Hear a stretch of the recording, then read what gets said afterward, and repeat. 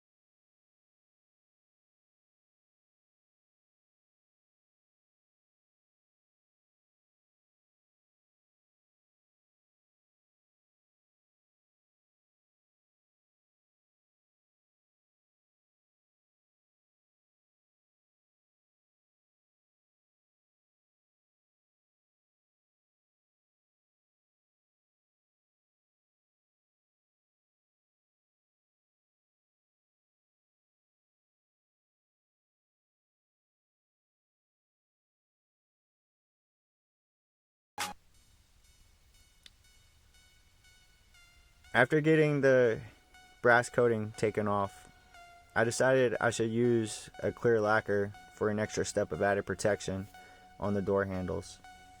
I didn't capture any of the spraying in frame, but I did get about 2 or 3 coats on there, which meant I had to wait for the dry time. So to get that time to pass, I decided to take the kids to our pond to go fishing. Keep reeling, keep reeling.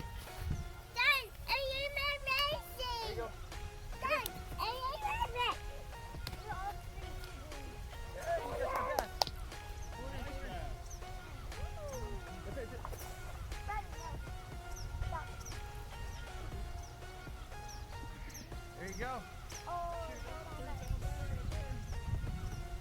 This is all the best we ever catch here.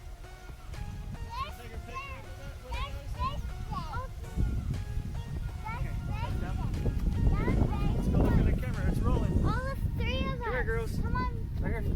Get down. Come here, Bradley. Come here. Hurt. See it? Say yay! Kiss it. Kiss it. So, about an hour after fishing, came back home, installed the door handles, and everything turned out nice. I appreciate your time for watching, and look forward to posting many more videos.